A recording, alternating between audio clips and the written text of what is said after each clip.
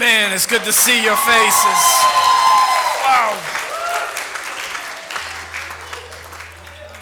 You know, sometimes I can't miss you if you won't go away. You know what I mean? And I have missed you and this place and this worship.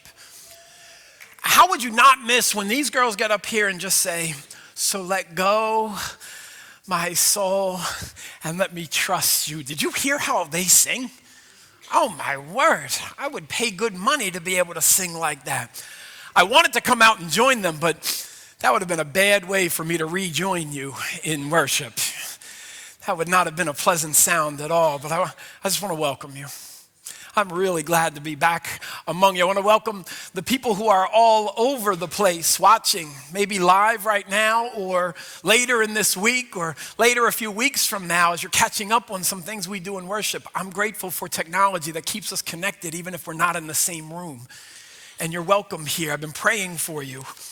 All around the world, today, the gospel reading sounds like this.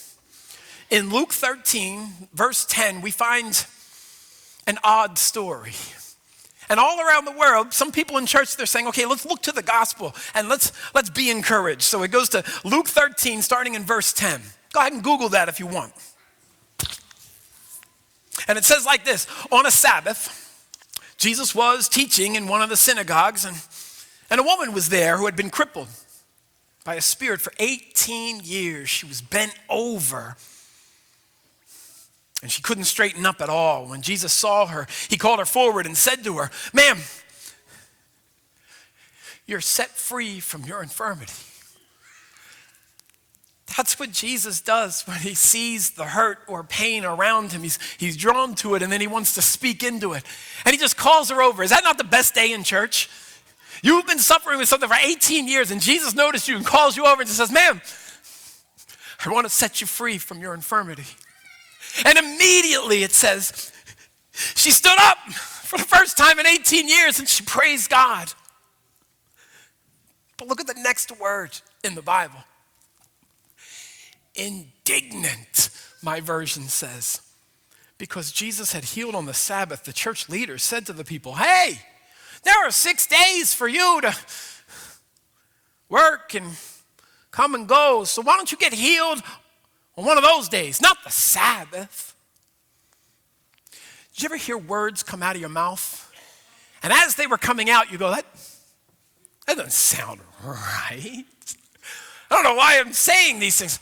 That might actually be the rule, but it doesn't sound right. There had to be something in a church leader that as they were quoting this thing they thought was the law, they had to be feeling a little like, why am I angry that this lady got healed in church? I think we may have gotten this twisted up. And Jesus says exactly that. The Lord answered, "Come on, man." I mean, he says, "You hypocrites," but you know in his heart, he was looking at him going, come on. You don't get what we meant by Sabbath? I mean, of course you got to do I mean, you untie your ox and your donkey and you feed them and you bring them the water. And shouldn't this woman, the daughter of Abraham, someone I love, catch their healing here in the midst of the sanctuary? Even if it's a Sabbath, shouldn't the Sabbath actually be about her freedom? Verse 17, when he said this, all his opponents, they were humiliated. It's like they could hear the words now coming out of their mouth going, it didn't sound right. But the people were delighted with all that Jesus was doing. As a church leader, I'm confronted by this because I don't know if I'm leading the right way sometimes or doing the right things, but I sure hope that as we gather together, we, the people, are delighted with what Jesus is doing. I don't know if we sang your favorite song or sang it in a key that you could sing or played the instrument that you loved or if you could hear everything just right and we're in your comfort zone, but I hope and pray as we gather together, you are able to be delighted with what Jesus is doing all around here. Students, and some of you athletes and leaders, you're here early because you know you've been charged with some responsibilities, RAs and faculty. Some of you are on this campus and you could get bogged down in the minutia and the words and the rules and things and the disappointments or the not met goals. But what if this was a year that we decided to look around and just get delighted with what God is doing? The Sabbath is supposed to be like a refocusing, a readjusting time, a time to step back and go, oh, right, I was worried about a lot of things, but the truth is God has called us to peace. I was distracted by this thing and feeling really discouraged, but the truth is the bigger picture, it's so much better than I thought. You know what you think about a lot when you take a sabbatical? And I didn't know. I've been ministering for 27 years now. I never took a sabbatical before. You know what I found out you think about on sabbatical? Sabbath. And you start picking it apart a little bit, and you really start digging in to try to figure out what is it that we should be doing. What's odd is I find that here's Jesus talking about it, and there's been a lot of church life going on, and so here's Jesus talking about it, and we're still, at this point in the story, we're still confused. When in reality, it was made fairly clear to us on page 2. Right at the very beginning, it's one of the earliest concepts we get in Scripture, chapter 2, Genesis, right at the very beginning. Go ahead, Google that, just Genesis 2, and you don't have to look up a verse, it's right at the beginning. When you see the big number 2, Genesis, big number 2, that's the chapter, boom, you're there. And right there, you'll see this concept right away. So the creation of heavens and earth and everything in them was complete. First of all, is that not an awesome day? When you can look and go, yeah, so the whole universe, this whole planet, the whole circle of life, the oceans, the beach, the sun, the sunset, the 24-hour day, the tides, the seasons, the animals, the plants, and even the one that I made in my image is complete. I did that. That's a good day right there. And God says, so because I've completed that, on the 7th day, God had finished his work of creation, so he rested. And God blessed the 7th day and he declared it holy because it was the day when he rested from all the work of creation. Now that's kind of grabbed me a little bit because I like to think of holiness being our purity and our obedience and our protecting from sin and our allowing to be washed and acquire God's ways. But God in the very beginning of the story says that this day is holy. Why?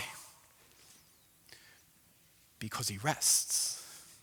And he equates this rest with the God-likeness quality of holy. This whole day becomes holy. He sanctifies it. You know what that word means? Some of you have done this to something, maybe an article of clothing of yours. You sanctify it. You say, oh, that's so nice. I'm going to set it aside. I'm only going to wear that outfit on the special days. Like, this is the good one. I'm not going to throw it in with the laundry. I'm not going to dry it. No, it'll shrink. I'll wash it by itself. I'll hand wash it with Woolites. I'll be very careful with this one because this is special. That's really what sanctified is. And God does that with our Sabbath and says, all 6 days I was creative and I was moving and I was toiling and I was doing this thing. But on the 7th day, I breathe. And the breath of God is holy. The holy other of this day, different. Better, higher, cleaner. That's really what holiness is. And chapter 2, at the very beginning of the story, it's got these 3 components that are literally the key issues of our purpose, of our life. I don't often think in alliteration, but there's 3 R's here that jump out in the page on me. Some of my old-time Nazarene pastors have drilled into me. Sometimes it's easier to remember if they sound alike. Maybe the The wannabe rapper in me wants to see, like, how can you remember these concepts? We're built for some things: rest, responsibility, and then relationship. And each one feeds the other. Each one builds on each other. And it all points to that last one, relationship. Look at Genesis 2. It's really just right in the mission statement of, why did I make you? Genesis 2, first, for my rest. I made you for my enjoyment, and that you would enter into rest, and you get to rest. It's why I made you. I rested, so should you enjoy. It's my first gift to you. Second, once God created Adam and then later Eve, the verse 15 tells us that the Lord God took the man and put him in the garden. For what reason? I often think just to enjoy it. Here you go. Here's your playground. Do whatever you want. Eat all the stuff. Not that one, but all the rest. And you see this like Mary Tyler Moore. She takes off her beanie and throws it, and she's like, oh, I'm in Eden, and I get to enjoy. Hey. But not really.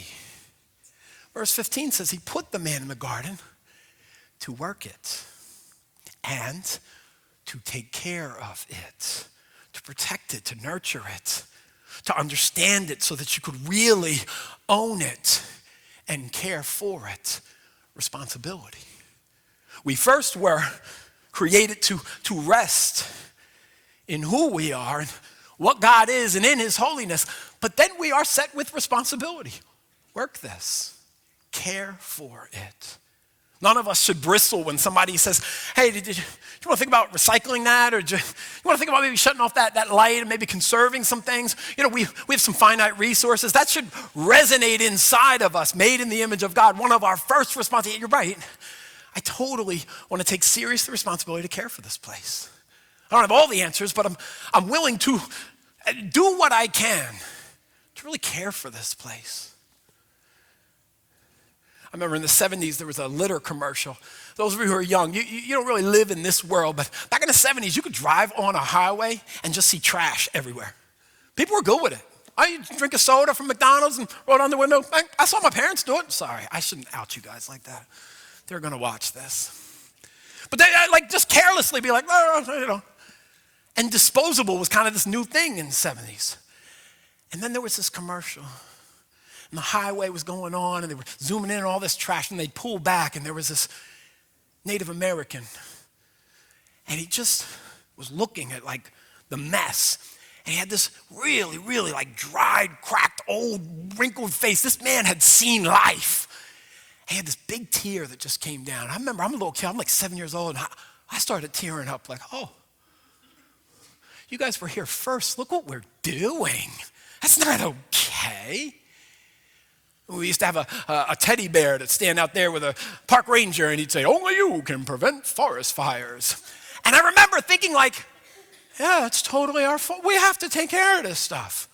I'd hear about somebody, you know, a big forest fire happened in Jersey. They got all these pines. You drive like 17 miles through these pines, and then you get to the beach from Philly.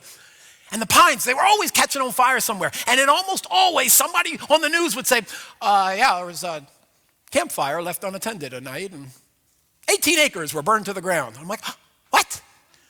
That person should be responsible for this. Or a cigarette butt was thrown in the middle of August out in the pines, and 37 acres were burned to the ground. And I go, what? Smokers, first of all, stop it. Second of all, be more responsible. Put your cigarette light out. Like I could feel that. Scripture has birthed that in us. We know this. We have responsibilities to work it.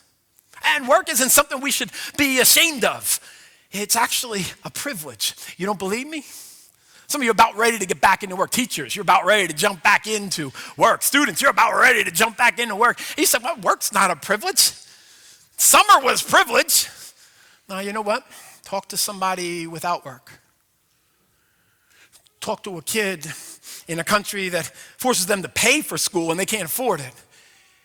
And you start to find out what a privilege it is and actually how fulfilling it is. We're built to derive some satisfaction from getting good at fulfilling a responsibility. Number three, we see finally is the concept of relationship. It's not good for us to be alone. Single people, don't stress. That's not a condemnation on your romantic relationships. That's not really the crux of all of this. If we were gonna induct some people into the Jesus Christ Church of Hall of Fame, we would start with Christ, single. We'd probably quickly go to the Apostle Paul, single, and stop right there. There's not a format that you were supposed to follow for your life regarding this romance and whether you're single or coupled up, but we are built for teamwork. We are built for community. We are built for family. We are built so that we don't just strike out on our own, but we link arms and we move in step together for the support, for the encouragement, for the help, for the enjoyment. Ever been on a work and witness trip? You ever been on that type of missions trip and you're so deep into we don't know what we're doing? We don't know the language. We're way over our heads. We don't have the resources here. And if you were alone, it would not be okay. And you look around and there's 20 or 30 people praying and have been preparing and been raising money and getting ready. And there's this thing that happens, this koinonia fellowship. And you realize the light goes on inside you and you go, oh, Genesis 2, this is so what we were built for. If I was by myself, what? Why? I'd be in desperation, but I'm not. This Sabbath thing is supposed to be a reunification, a reunion of, as we scatter and we be salt and light and truth and help and hope, we come back together and fan into flame the I am not alone. You know, rest is the thing that we do the most. Isn't that weird? A little bit? Any of you raised with this, like, what do we used to call it, a Protestant work ethic?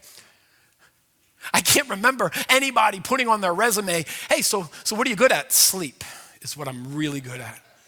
I've slept a third of my life. I am 20, and so for 7 full years, I've been in bed. You're welcome. Hire me. I'm well rested. If you're 75, you realize you have spent 25 years in bed. What are you doing with your life? You're doing exactly what you're built for. In fact, when you see the mattress commercials, they're not right about a lot of things. I never know what's inside those mattresses, and they try to tell you inside, and you're like, I don't know. But I would say this, time-wise, economy-wise, it would make a lot of sense if we put a good amount of money into a really good mattress. Because you're going to spend more time on that thing than you are in your car, at your beach house, on your beach lounger, in your office chair. You're going to spend a good amount of your life right there. Wives, look at your husband and say, we need to upgrade this mattress. It's time. It's time we do this. Maybe it's later. I don't know. Pray about it. But can you believe that's what we do the most is we rest. God built us for that. And we were created for this rest, and it may be the thing we do the most, but we prepare the most for our responsibility. It's why you sent your kids to school. It's why your parents sent you. If you went to college, your parents sent you to school for 16 years. Go get prepared. You basically don't do a whole lot of things in your life. You just keep preparing for your responsibilities the rest of your life. And you don't send them to school so they can be good 4-year-olds. You send them to get trained so they can be great 40-year-olds and 50 and 60. And that education lasts, that preparation lasts the rest of their life. It was to prepare them. We spend all kinds of time preparing for our responsibilities. And then, if rest is what we do the most and responsibility is what we prepare for the most, relationships are where we find our actual satisfaction. It's where we actually are reminded, we are made in the image of Christ. And the things I'm attracted to that person in, that friendship, or even that romance, that spark, those things, the satisfaction of who is in the room. We're built for that. We're built for relationship with God. It's supposed to work this way, that we have intimacy with him.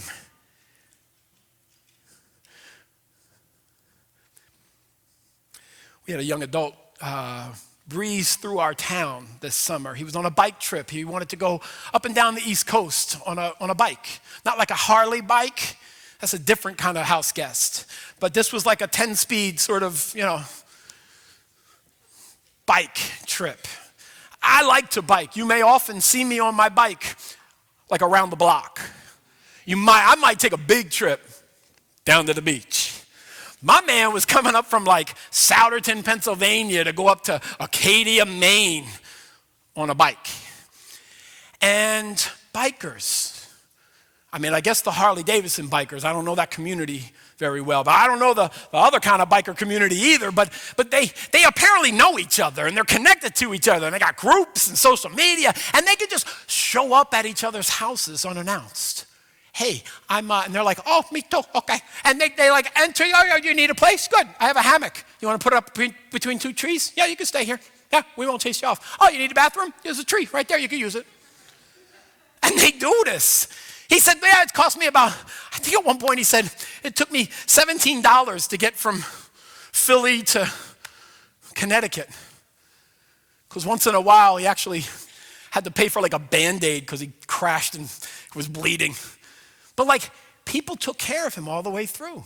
But he got to see these amazing sights and he'd pitch a tent on a beach and watch the sunrise on top of a mountain. And I'd say, so what was the best thing? What was the most amazing thing you did and saw? Tell me, because I'm never going to live that life. He says, oh, it's like everything else in life. The best part, the people you meet. I met these amazing people and saw this amazing generosity and I got to give back and partner up with and he just went on and on and on. He didn't tell me one thing I really wanted to hear. I wanted to know about the beauty and the animals that he saw. And did you get bit by a rattlesnake? Are they even real? This city kid wanted to know all about this adventure. And he just kept talking about one relationship after another, and he just lit up. It was like he could talk about it forever because we're built for this. And what's interesting is any pastor I talk to, hey, what do you miss about your ministry assignment that you used to be in? They never talk about the facility. Even the wide open opportunity they had in the community, it's always the people. We are built this way for relationships, rest and responsibility, going hand in hand to move towards quality relationships. And we don't really see Sabbath rest then mentioned again after page 2. Until centuries later, where later in Exodus, about Exodus 20, we find God's family, God's people wandering in the wilderness, and God gives them their instructions, the law. It's his fourth commandment, which is pretty high up there when you think about priorities. You know what number 1 was, right? Hey, don't worship anything but me. I'm your God. I'm all powerful. I love you. I've got you. You don't need anything else. Second one is like it. Don't give your adoration, your love. Don't fall in love with anything else. Don't make an idol or give too much attention to anything else. Keep your eyes on me. I love you. I only have eyes for you. You only have eyes for me. This is how we'll do this. Number 3, my name is awesome. It's holy. It's reverent. It's only for respect. I am built to be actually standoff in so much so that if I were not graceful to you, you couldn't stand in my presence. I'm kind of a big deal. My name represents a lot. Don't sully my name. You don't take my name casually. I don't want to hear you say, oh my God, I love your sneakers. That's not where I belong in your vocabulary. I'm holy other. And I love you. But I require and I deserve your respect. And then he presses in rule 4 and says, here's the thing. I never want you to not remember the Sabbath. And he talks about it in 2 different ways, which is interesting. He says, Exodus 20, verse 11, remember the Sabbath day and keep it holy. For 6 days you shall labor and do all your work, but the seventh day is a Sabbath to the Lord your God, and on it you shall do no other work, neither you, nor your son, nor your daughter, nor your male or female helpers, nor your animals. Give your animals the day off, he says. I'm serious about this rest. Your entire list of responsibilities. Rest. Even when you have foreigners and visitors residing in your place. For in 6 days the Lord made the heavens and the earth, the sea, and all that's in them, but he rested on the seventh day. Therefore the Lord blessed that Sabbath day because he rested and made it holy. God moves on to give us more instructions a little bit later, Deuteronomy 5. But it's different. Listen, the reason for Sabbath is different here. Watch. Deuteronomy 5, verse 13. It'll sound familiar. 6 days you shall labor and do all your work, but the seventh day is a Sabbath to the Lord your God. And then it explains some of what that means. And you could see the children of Israel going, yep, heard this. Okay, I'm with you. We're tracking. Yep. I'm going to remember the Sabbath because you rested. And verse 15, he says, remember that you were slaves in Egypt, and the Lord your God brought you out with a mighty hand and an outstretched arm. You see the picture there? I am not a God that stands back and says, impress me, follow my rules, do the thing that I told you to do, and I may notice. No. He saw them all bound up and captive. He saw them all trapped. And he put an outstretched arm and a hand, and he cupped them like a mother hen and pulled his chicks close and said, I got you. I will always have you. I love you. You being far from me wounds me. And it's not good for you. It's not good for me. I built you for this. And the intimate Papa, Father, Abba, Daddy who made you says, come here. I love you. I build you to be a slave to all this other nonsense. I built you for me. And on the Sabbath, he says, remember that. Remember who I am and who you are and whose you are. Remember what I've done and who I am and what I can do. Remember. So observe the Sabbath so you'll know, you'll be intentionally placing your calendar in a place to say, I won't forget. Even if in the rat race on Thursday I've started to forget, I will pause on my Sabbath to go, oh, I remember. I'm not living this good life because I'm so special, or because all my hard work is paying off, or because I got a good job with good benefits. No, I'm living this good life because of the Father. I'm not living this good life because I compare it to other people and say, I got the same things they have, and I have the same blessings and the same health and all those. No. I'm living this good life with all my infirmities, in a broken world, in my brokenness, because he has set me free from being a captive. And that doesn't have to stay on your Sunday. No, I'll talk to the addict who's found freedom in Christ. I have a few addict friends, and they say like this, Stretch, I pray this every morning. I wake up and I go like this with a big gasp. I wake up and go, oh, I get another day. I wasted so many days, and I sleptwalked through so many days, and it was like the Walking Dead, me just being in bondage. And I'm free this morning. Even on those days you say, I don't have a job, and I'm not sure where to go yet, and my body is longing, and my emotions, my patterns, my habits, and my behavior is longing to go back to some of those things that are like a nice safety blanket. I'm free from that life. And each morning, they receive Sabbath rest, and they go, thank you. Today's awesome.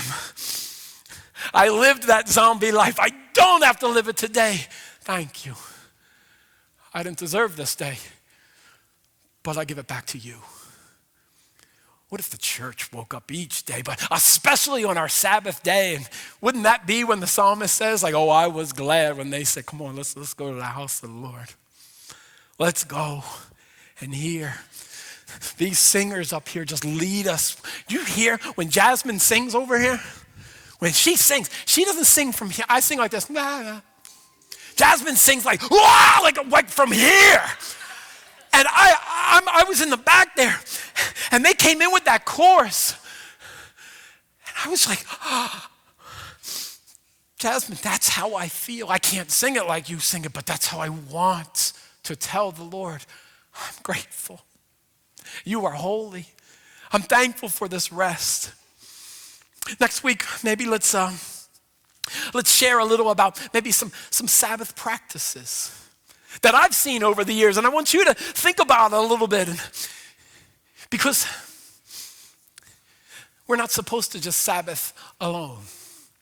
And we're supposed to glean from each other's experience in that. And sometimes you may be asking the question, hey, why am I going to church? In fact, I heard a child ask their father right out in the front lawn in midweek. I was just out there praying, I was sitting on a bench, and I heard a child ask their daddy, hey, Daddy, do we have to go to church this Sunday?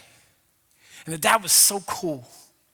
He didn't blink an eye. He goes, what? No, we don't have to go to church.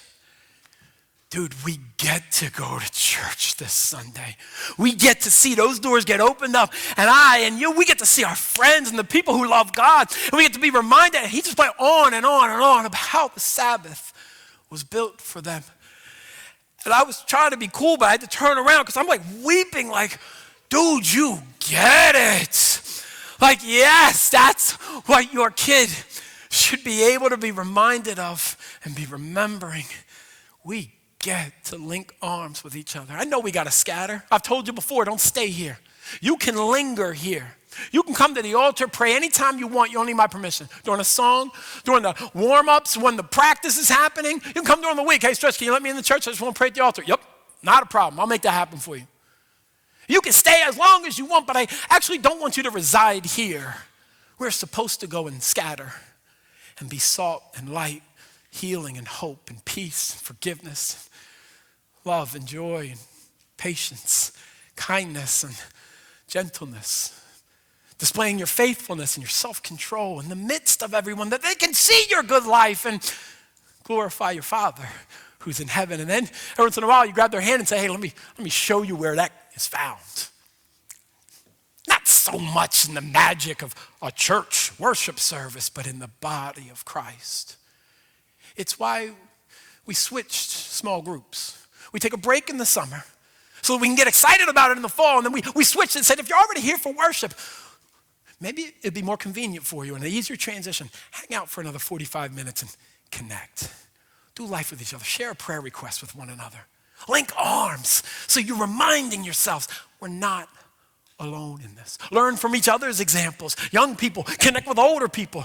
You're going to hear me say that a lot. Don't just go to the young adult gathering. This tonight at the Eckerd is going to be awesome. You should totally, young people, young adults, go to that. It's awesome. We're not built to be alone. Be around other Christians your age. That's awesome, but don't exclusively be there. There's so much that the older generation can learn from you, be reminded of and be revived in. And there's so much that you can glean from the wisdom and the lessons learned and the biblical knowledge that they've taken in. Drink that in. Don't waste a moment here. You know, S. Truett Cathy. If you're from southern states, you know this name. You've revered this name. Some of you have posters of him in your house. And you think of this name all the time, and every time it's mentioned, you go, oh, thank you, Lord, for S. Truett Cathy. He's the founder of Chick-fil-A. And he makes a chicken sandwich that I can only describe it as magical. And when the blue laws were being repealed and replaced and relaxed in counties and states and cities all across North America in the 70s and the 80s, blue laws were civil and governmental laws that prohibited a lot of business from being done on a Sunday.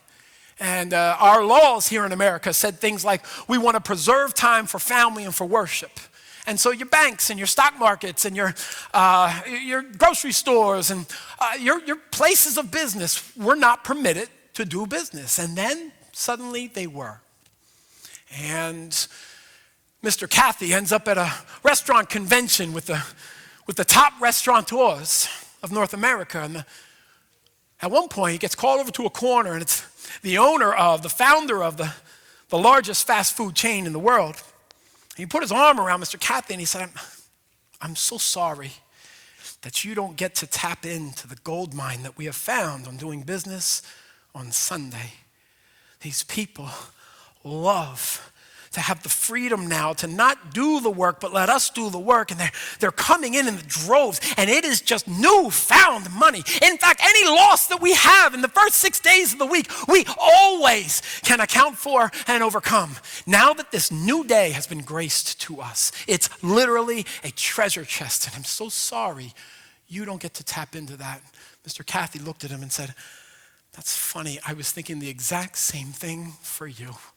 I'm so sorry that you don't get to give your employees, your family, your people, the people that give their blood, sweat, and tears for you, a full 24 hours off to unplug, to get refreshed, to reconnect to their God, and be fully present with their God and their families.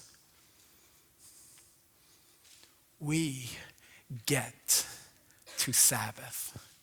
You get to tell your supervisor, I'm sorry, I'm not available on my Sabbath. I'm going to work so hard for you in the other 6 days. You're going to love hiring me. I will be honest, you won't see me stealing from your cash register. You won't see me dealing dirty deals over here or not working when I'm on the clock. You won't see me trying to sneak out of work early or not showing when you ask me to. You're going to love hiring me. But I am not available on the Sabbath because the only way I become that person of integrity, the honest one, the hardest worker you have, and the one that you're going to want to promote, I promise you, is as if I'm obedient to the rhythm that God has put me in. I want you to hear this loud and clear. Please don't hear a moment or one word or one hint of guilt in any of this. Your Sabbath may have to get creative. I get that. I'm a minister. This is a big day of work for me. I actually think about this day a lot. A lot of things we do through the week culminate right here. And after we gather here, and then sometimes with other things and ministries that happen, Sunday night, I'm really tired. So I carve out Fridays as Sabbath. And I have to get real intentional about that. Sometime I'll tell you about a friend of mine who was in the NFL as a kid, and his Sabbath was Tuesday because Sunday in the NFL that would be your work day. And he taught me a lot about reshaping what that looks like. Someday I'll tell you about the student in my youth group who found the magic of putting in the work Friday and Saturday at some point and clearing all the homework so that on Sunday, Sabbath rest happened, and it was life-changing for her because it was life-giving. And she realized, I'm built for these rhythms. Don't hear guilt in any of this. I hope you hear possibility. I hope you hear reminding, and I hope you hear our pressing in to the Father who's going, I dig you. I want to have a day with you that's unlike the others. I'll be fully present with you. Wait. You can have the eternal, universal God of the universe, his full attention? Yes. Now, you can have that any day, but at least one day a week, would you press into that? Worship team's going to come and sing. And you know what they're going to sing about? And you already know the words. That Sabbath allows us to adjust our focus. We remember that through it all our circumstances, all our stuff, all our things, we remember that through it all, my eyes stay on the Father. And through it all, he is declaring, all is well. I got you. We're good. Build that rhythm into your life. Watch what happens as Sabbath people. When you build that movement and that pacing into your life, let God do his thing. As we sing, you may need to pray a little about what needs to adjust. What do I need to do to carve out that rest and be serious about that? If I learned anything on sabbatical, here's what I learned. The Lord got real sarcastic with me and said, hey, you're no Superman, and we don't need you all that much. So how about you slow yourself for a moment and actually tap into the power. It's my church. It's my vision. It's my thing. Why don't you let me do my thing through you? I knew that. I took the seminary course. They taught me that. I aced that test, but boy, it was good to be reminded. Daddies, model Sabbath for your kids. Mommies, model a peace and a love for your kids. Next week, we'll talk a little about Sabbath practices. I think they're so cool, stuff we can learn from each other. Why don't you pray about it? And would you declare in your heart, man, I want to live in peace with my God. It is well. Worship team, lead us.